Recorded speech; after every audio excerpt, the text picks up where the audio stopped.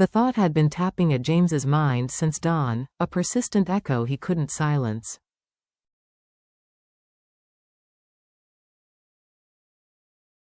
Maybe I should visit deep. Just once. One innocent idea, but it grew heavier with every passing hour.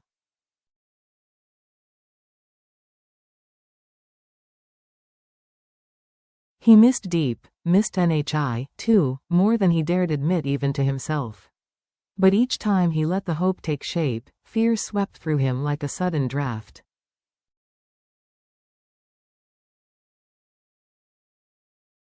What if someone recognizes me? What if I'm followed? What if the entire plan unravels?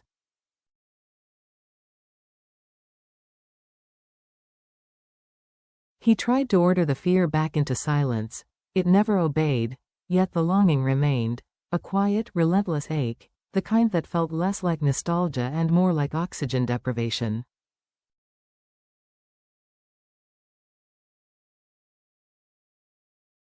He whispered to the empty room, as though presenting a confession to the walls might ease the burden.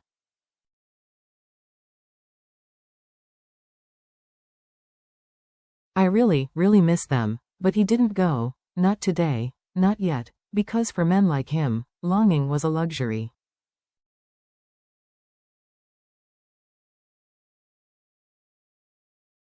And luxuries were dangerous. In another corner of the city, far from the shadows James lived in, a warm yellow lamp glowed inside a small room.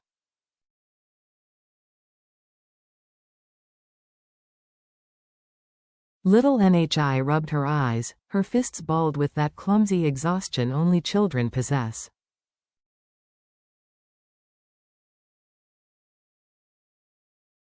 The caretaker murmured, her voice soft as folded silk.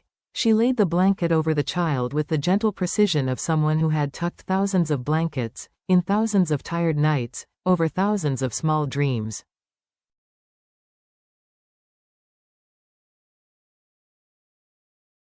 You're our little princess of AI, she teased, brushing Nye's hair with tender fingertips.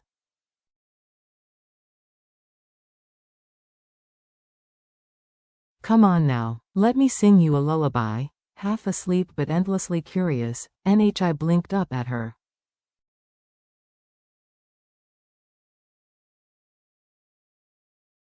The woman's smile faltered.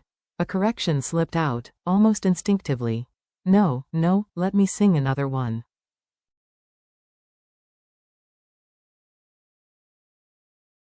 But then NHI asked a question that pierced deeper than any child should know how to aim.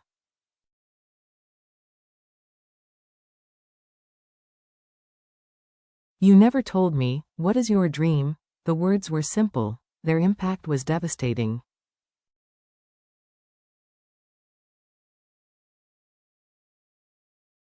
She froze, caught between past and present, motherhood and memory. No one had asked her that question in years.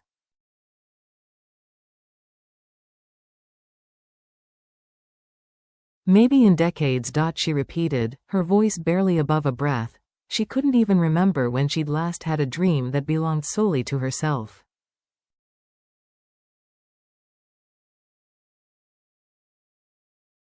From the moment you were born, she whispered, brushing the girl's cheek, my dreams, they stopped belonging to me.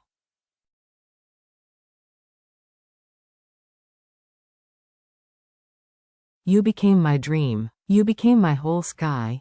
NHI smiled, small and sleepy, and drifted into the soft dark.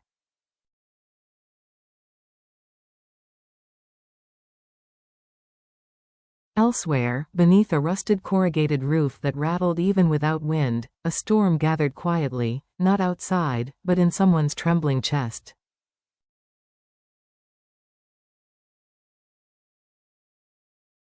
Her voice shook like someone clinging to the edge of the world. James turned quickly.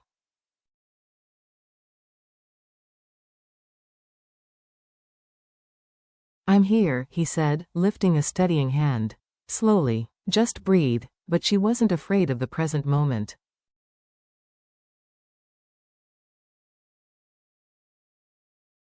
She was afraid of the distance forming in the space between breaths. Every time he pulled away, emotionally, physically, strategically, she felt the ground splitting beneath her feet.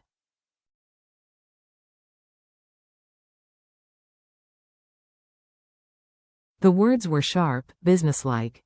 The kind of orders spoken only in circles where danger was considered a routine transaction.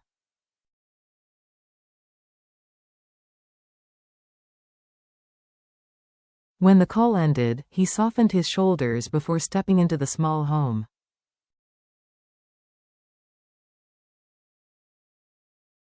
Is me feeling better today? His mother looked at him with the depth only a mother can summon, a gaze that cuts past the face, past the performance, straight into the soul, trying to hide behind both.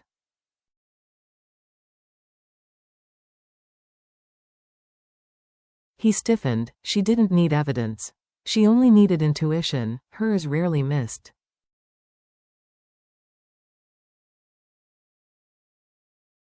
If you're going out there doing bad things, she warned, her voice lined with years of loss, I won't take my medicine.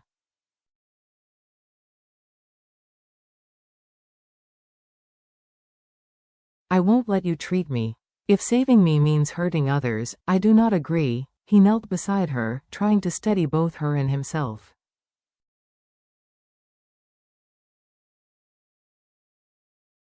But in their world, promises were fragile currency.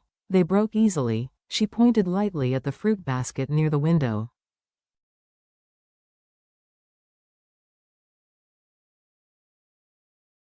It was such an ordinary sentence. Such a small moment. But that was how she loved him, through the quiet, stubborn normalcy of motherly concern.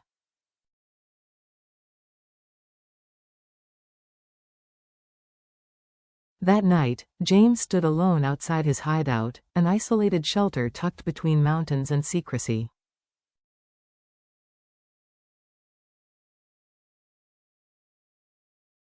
This is where I'll stay, he murmured. For a while, at least. The truth was cold and merciless.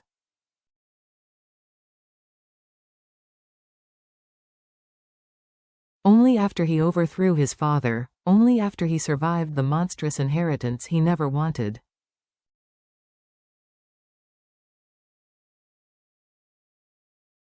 Only then could he imagine a life with deep. He looked toward the invisible horizon.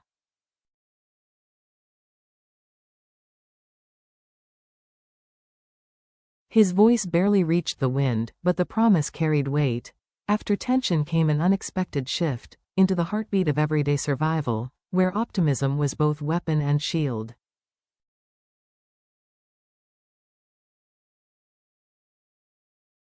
A young vendor girl approached the crowded sidewalk, her smile bright enough to soften the afternoon heat.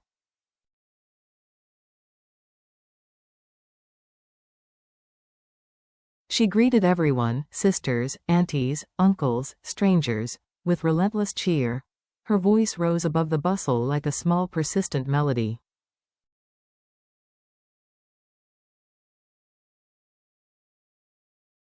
And slowly, the crowd responded. How much per kilo? 10,000 dong foye. Children grabbed slices.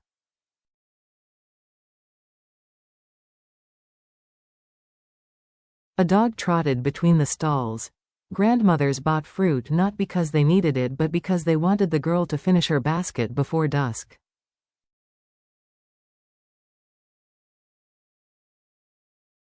It was the small economy of human kindness, where empathy and a smile were as valuable as money.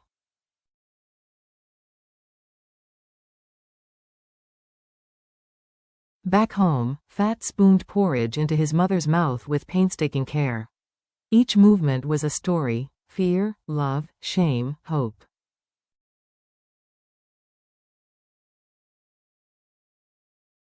His throat tightened. You're the only one I have, she said. If you don't love me, then who will?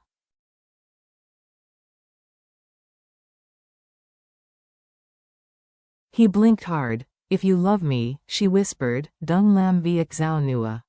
Mi kong muon kan lam hai.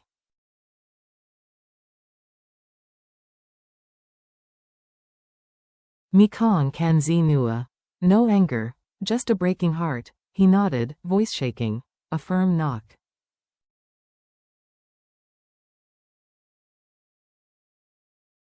A tense silence. I need to speak with you, Deep said, stepping into the dim room.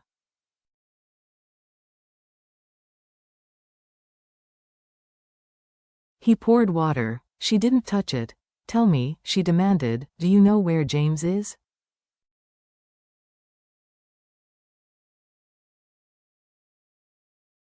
He hesitated. The silence answered for him. He only said he had family business abroad, he muttered.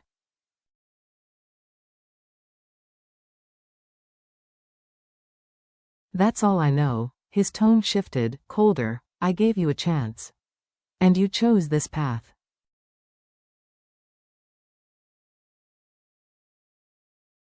What chance? Her voice trembled.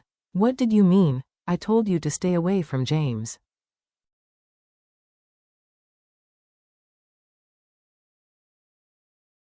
If not, then you know the consequences. Deep straightened. Fear receded. Resolve took its place.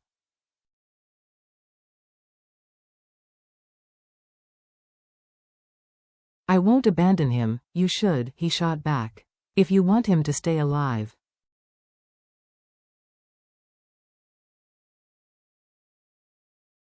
Her breath hitched. Is he in danger?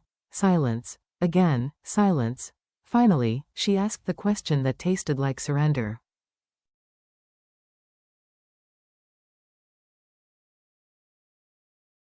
What do you want me to do? You know what I want. A long, trembling pause. Then, breaking like something delicate she had held too tightly.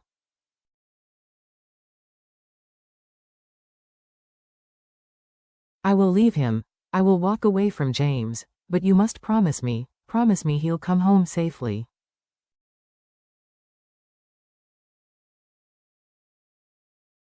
He nodded once. That, I can guarantee. She wiped her tears roughly, as if angry at them for betraying her.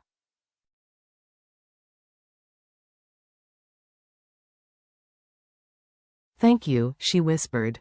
We will break up. She turned to go. A voice followed her, cracking like a fault line.